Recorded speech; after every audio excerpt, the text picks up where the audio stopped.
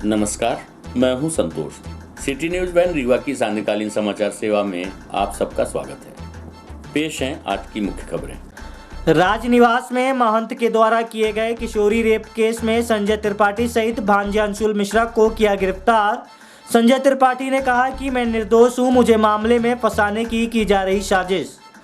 बता दें कि रीवा राजनिवास के बहुचर्चित दुष्कर्म मामले में पुलिस के द्वारा महंत सीताराम महाराज का सहयोग करने के आरोप में संजय त्रिपाठी सहित उनके भांजे अंशुल मिश्रा को गिरफ्तार कर लिया गया है। एक और पुलिस अधीक्षक नवनीत भसीन ने बताया कि किशोरी के साथ महंत एवं उनके साथियों के द्वारा किए गए दुष्कर्म मामले में संजय त्रिपाठी एवं उनके भांजे अंशुल मिश्रा के द्वारा दुष्कर्मी महंत का सहयोग किया गया था। बीती रात पुलिस ने संजय त्रिपाठी सहित उनके भांजे को भोपाल से गिरफ्तार किया है, जिसे आज न्यायालय में पेश किया गया। बता दें कि संजय त्रिपाठी और उनके भांजे को जब न्यायालय ले जाया जा रहा था, उसी समय संजय त्रिपाठी आपे से बाहर हो गए और उन्होंने कहा कि उन्हें जबरिया इस मामले में फंसाया जा रहा है। वह एक धार्मिक व्यक्ति हैं और धर्म का काम करते हैं, उनका बाबा से कोई लेना देना नहीं। अब देखना यह है कि एक अधर्मी महंत के गुनाहों की जांच कहां तक पहुंचती है। आपको बता दें कि पुलिस ने महंत सीताराम को पहले ही गिरफ्तार कर लिया था, जिसमें 2 दिन की पुलिस के द्वारा रिमांड मांगी गई थी। आज सभी आरोपियों को न्यायालय में पेश किया गया, जहां से उन्हें केंद्रीय जेल भेज दिया गया है। प्रस्तुत है दुष्कर्म मामले में आरोपी संजय त्रिपाठी एवं पुलिस अधीक्षक नवनीत भसीन से प्राप्त जानकारी के अंश। बताइए आप मेरी छवि खराब करने के लिए जो है इस तरीके का नाटक हो रहा है। मैं पहले बेगुनाह था, अभी भी हूँ।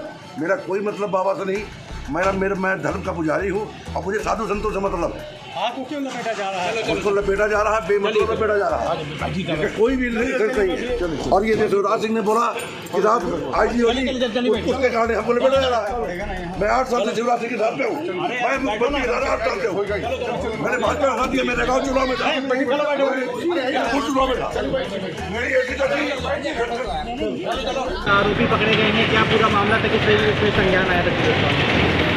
जो आपने देखा इस घटनाक्रम में अभी इन्वेस्टिगेशन के दौरान जो अन्य एविडेंस आए हैं उसके आधार पर कुछ और आरोपी पकड़े गए हैं। अभी इन्वेस्टिगेशन हमारा चल रहा है और इन्वेस्टिगेशन के दौरान एविडेंस कलेक्शन भी किया जा रहा है और इसके पश्चात जो भी अन्य आरोपी होंगे उनकी गिरफ्तारी भी होगी। और जैसा आपने देखा कि अभियान के तहत हम लोग कलेक्टर महोदय और नगर निगम कमिश्नर पूरी टीम यहाँ पर लगातार ये भी देख रही है कि इस प्रकार के बदमाशों का जो भी कार्रवाई करनी है उस पर भी हम लोग लगातार वर्क कर रहे हैं। सीताराम को रिमांड पे लिया गया था, क्या चीज़ अभी तक सामने आई उसके साथ? 2 दिन की रिमांड आज पूरी हुई है। इन्वेस्टिगेशन की हर चीज़ यहाँ पे ओपन करना ठीक नहीं है और वो डायरी का पार्ट होते हैं। उस पर हम लोग उनके जो पॉइंट हैं उसके आधार पर आगे बढ़ के अन्य कार्रवाई पर काम कर रहे हैं। इस मामले में संजय त्रिपाठी का कितना इन्वॉल्वमेंट? जब घटना के पश्चात आरोपी पहुँचा उनके घर, वहीं रुका, रात भर वहीं रहा और उसके पश्चात उन्होंने आरोपी को भागने में सहयोग किया, अपनी फॉर्च्यूनर से छोड़ा। तो ये सब चीज़ें अपराध में लिप्तता को प्रदर्शित करती हैं, जो कि सर्वथा उचित नहीं है। नाबालिग से घटना के मामले में आरोपी को संरक्षण देना उनका अपराध में शामिल होना साफ दिखाता है। ब्राह्मण समाज के राष्ट्रीय अध्यक्ष संजय त्रिपाठी के बहुमंजिला इमारत को किया जाएगा धराशायी। निरीक्षण करने पहुंचे कलेक्टर एसपी निगम आयुक्त। बता दें कि महंत सीताराम एवं उनके सहयोगियों के द्वारा 28 मार्च की रात राजनिवास में नाबालिग किशोरी के साथ दुष्कर्म की घटना के बाद सहयोगियों के रूप में संजय त्रिपाठी एवं उनके भांजे अंशुल मिश्रा के नाम सामने आए हैं। दुष्कर्म के मामले में गिरफ्तार किए गए संजय त्रिपाठी के 3 मंजिला इमारत को धराशायी करने की तैयारी शुरू हो चुकी है। इस पूरी कार्रवाई को लेकर कलेक्टर मनोज पुष्प का कहना है कि भवन का काफी हिस्सा अतिक्रमण करके बनाया गया है, जिसमें पार्किंग की भी व्यवस्था नहीं है, जिसे धराशायी किया जाएगा। हम आपको बता दें कि संजय त्रिपाठी के इस भवन को गिराने संबंधी पहले भी योजना बनाई जा चुकी है, लेकिन आज महंत दुष्कर्म के मामले में नाम आने के बाद प्रशासन ये कार्रवाई भी साथ साथ करने जा रहा है। आज भवन का निरीक्षण करने पहुंचे कलेक्टर मनोज पुष्प सहित नगर निगम प्रशासन अपने दल बल के साथ भवन को चिन्हित कर लिया है, जिसे धराशायी की कार्रवाई जल्द की जाएगी। बताया जा रहा है कि ये कार्रवाई कल सुबह से शुरू हो सकती है। प्रस्तुत है एक झलकी सहित रीवा कलेक्टर मनोज पुष्प से प्राप्त जानकारी के अनुसार। एक बिल्डिंग का कुछ अवैध इसमें है क्या? गवर्नमेंट लैंड पे जो हिस्सा बना हुआ है उसको रिमूव किया जाएगा और अदरवाइज भी पार्किंग वगैरह के इशू जिसमें है उसको भी देखा जा रहा है। सर अभी सीएम के मिशन 10 का वो चल रहा है अपराधियों के खिलाफ, तो इसमें तो कहीं देखिए, जो इस तरह के अपराधी हैं जिन्होंने जघन्य अपराध किए हैं, विशेषकर उनकी संपत्तियों को चिन्हित किया जा रहा है, लेकिन उसमें जो गवर्नमेंट लैंड पे है और जिसमें निर्माण की अनुमतियां नहीं है उन्हीं को किया जा रहा है। जो सही तरीके से बने हैं उनके ऊपर कोई कार्रवाई नहीं की जाएगी। अभी तक निरीक्षण में क्या पाया गया, क्या गया है, कितना क्या? जो टीम है नगर निगम की, एमपीईबी की, पीडब्ल्यूडी की और रेवेन्यू की, वो अपना काम कर रही है और जो निष्कर्ष आएगा उसके आधार पर कार्रवाई की। चैत्र नवरात्रि के शुरू होते ही जहां देश भर में देवी मंदिरों में 9 दिनों तक विशेष पूजा अर्चना होती है, वहीं रीवा जिले में भी मां कालिका के लगभग 450 वर्ष से भी ज़्यादा पुराना प्राचीन मंदिर है, जिसमें भक्तों का तांता सुबह से ही लग जाता है। देवी मां के दर्शन के लिए सुबह से ही भक्तों की लंबी कतार दिखने लगती है। फल, फूल, माला, सिंदूर सहित पूरे मंदिर की रौनक यहाँ देखते ही बनती है। ये मंदिर बहुत पुराना और ये रानी तालाब मंदिर के नाम से जाना जाता है, जिसका अपना एक अलग ही इतिहास है। आइए आपको हम लेकर चलते हैं रानी तालाब मंदिर में। बता दें कि रानी तालाब मंदिर के प्रति लोगों की बड़ी आस्था है। आस्था के केंद्र इस प्राचीन मंदिर में स्थापित मां कालिका का अपना अलग महत्व है। पहले इसका संचालन राजघराने द्वारा किया जाता था, अब भारत सरकार द्वारा इसका संचालन किया जाता है। इस मंदिर से जुड़े कुछ रोचक तथ्य भी हैं, जहां के इस सिद्धपीठ मां कालिका का नाम यहां के विशाल तालाब रानी तालाब की देवी के रूप में भी जाना जाता है। इसका नाम रानी तालाब क्यों पड़ा वो हम आपको बताते हैं। ऐसा कहा जाता है कि काफ़ी वर्ष पूर्व यहाँ पर लवाना जाति के लोगों ने तालाब खोदा था। उस वक्त यहाँ रीवा राजघराने की महारानी कुंदन कुंवरी जब पूजा करने रक्षाबंधन के दिन पहुंची तो प्रसन्न होकर लवाना लोगों के हाथों में रक्षा सूत्र बांधा। तब लवाना लोगों ने महारानी को भेंट स्वरूप यह तालाब दे दिया। तब से स्थान रानी तालाब के नाम से जाना जाता है। माँ कालिका की मूर्ति की भी यहाँ स्थापित होने की पीछे एक वजह है, वह यह है कि कई वर्षों पूर्व राजा प्राग्ञदेव के समय इस मूर्ति को लवाना लोग अपने साथ लेकर आ रहे थे। ऐसा कहा जाता है कि देवी माँ की मूर्ति ने कह दिया था कि जहाँ मुझे एक बार स्थापित कर दिया तो मैं वहाँ से उठूँगी नहीं। और लवाना लोगों को ये बात ध्यान से उतर गई और वो लोग मूर्ति को बैलगाड़ी में लिए हुए थे और यहाँ रुककर आराम करने की सोचा और खाना बनाकर खाने लगे और सो गए। जब सुबह जाने की तैयारी करने लगे और मूर्ति उठाने की कोशिश की तो मूर्ति उठी ही नहीं, जिसके बाद लवाना लोग ये मूर्ति यहीं छोड़कर चले गए। जिसके बाद से राजघराने द्वारा यहीं पर मंदिर बनवाया गया और यहीं पर मूर्ति स्थापित कर दी गई। जब से देवी माँ कालिका की मूर्ति यहीं पर विराजमान है। रीवा राजघराने के द्वारा इस मंदिर में माँ के स्वर्ण आभूषणों से संवारा गया है। वह अष्टमी व नवमी को माँ का श्रृंगार स्वर्ण के आभूषणों से किया जाता है। हालांकि इस बार कोरोना के प्रकोप के चलते भक्तों के लिए मंदिर के पट खोल दिए गए हैं, परंतु गर्भगृह में सभी का प्रवेश वर्जित है। वहीं मेले का आयोजन किया जा रहा है, जिसमें बाजार में एक अलग ही रौनक देखने को मिल रही है। प्रस्तुत है यहाँ आए श्रद्धालुओं सहित पंडित देवी प्रसाद शर्मा, प्रधान पुजारी रानी तालाब मंदिर से प्राप्त जानकारी के अंश। श्रद्धा रखते हैं माता जी से, कब से आ रहे हैं? जी, मैं यहाँ 7-8 साल से आ रहा हूँ और देवी के प्रति मेरी बहुत श्रद्धा है। यहाँ मानना है कि देवी से जो भी मन्नत मांगो देवी उसे पूरा करती हैं। मैं हर साल चैत्र और सादे नवरात्र में यहाँ देवी के दर्शन करने आता हूँ और अपनी फैमिली को भी लेके आता हूँ। देवी के प्रति जो भी मानता मांगो देवी उसे पूरा करती है। बहुत ही श्रद्धा रखते हैं। माता रानी की दया सबके ऊपर बहुत रहती है, जो मांगो पूरा होता है। माता रानी चैत महीना में नवरात्रि जब चालू हो जाती है तो हम लोग 9 दिन बराबर आते हैं माता रानी के शरण में और माता की बहुत दया रहती है हम लोगों पर। कुमार महीने में भी माता रानी के दर्शन कराते हैं 9 दुर्गा पे और ये बहुत दूर दूर से लोग आते हैं माता रानी के दर्शन करने के लिए। इसलिए माता रानी तुलारी माता बहुत ही प्रसिद्ध हैं, बहुत बहुत ज़्यादा प्रसिद्ध है। देखिए, ये तो रीवा का रानी तालाब माँ काली शक्तिपीठ के रूप में जाना जाता है, जिससे कि राजवाड़ों द्वारा इसका पहले संचालन होता था। आज जो है तो ये जो मूर्ति की बात है कि ये रीवा में रानी तालाब मूर्ति कैसे आई, ये लगभग 450 वर्ष पुरानी बात है। 1727 की बात है, क्योंकि हमारे पूर्वज को 1727 में बुलाया गया था। मैं 8 पीढ़ी से माँ की सेवा कर रहा हूँ और निरंतर करते चला रहा हूँ। तो हमारे पूर्वज ने बताया भाई कि ऐसी ऐसी कहानी है, तो वही कहानी को हम भी बताते चले जा रहे हैं। तो भाई लगभग 450 वर्ष पुरानी बात है और यहाँ साल में 2 बार नवरात्र लगता है चैत और कुमार में। माई के यहाँ जो है स्वर्ण का श्रृंगार, अष्टमी और नवमी को स्वर्ण का श्रृंगार होता है, जो 16 श्रृंगार के रूप में जाना जाता है।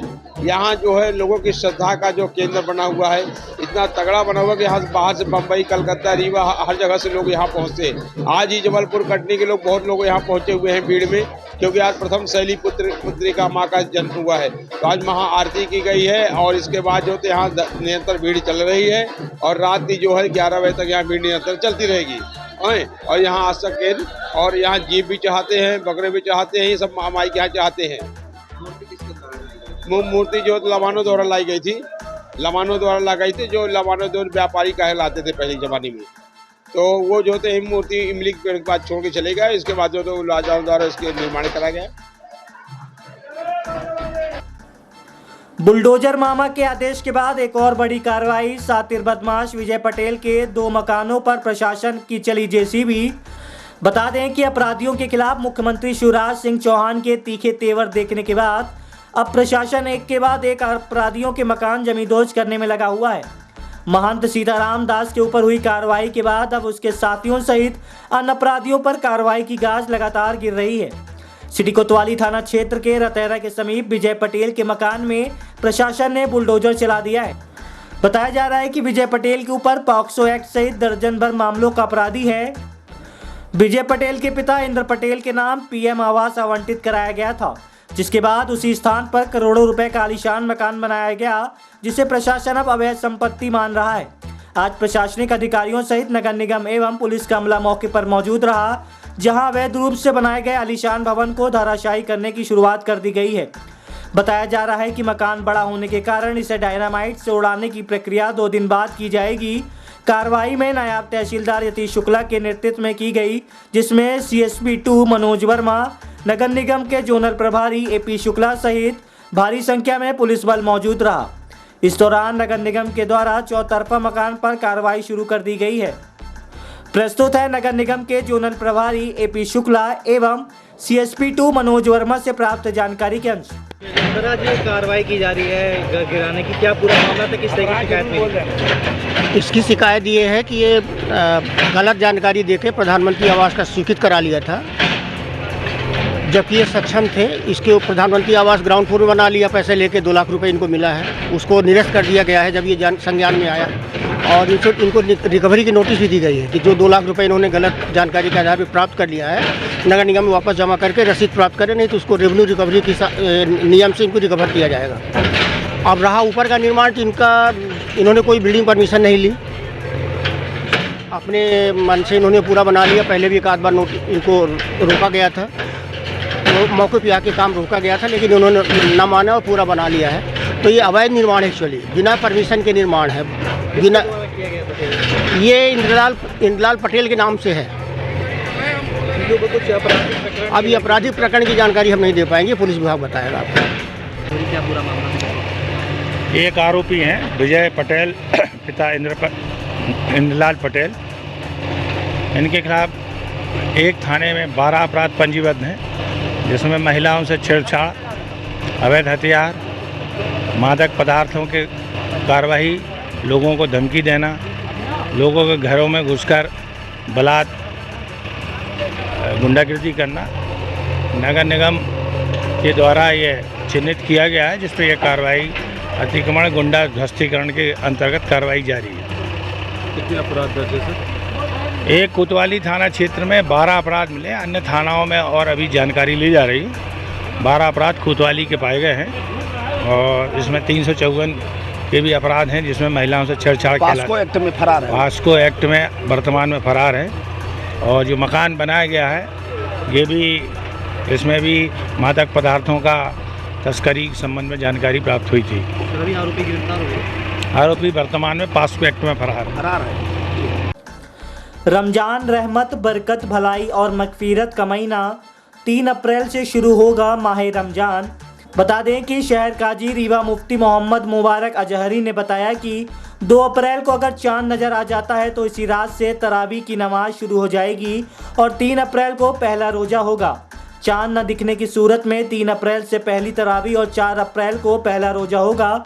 अल्लाह की बेशुमार नेमतों से रमजानुल मुबारक का महीना एक अहम और अजीब नेमत है।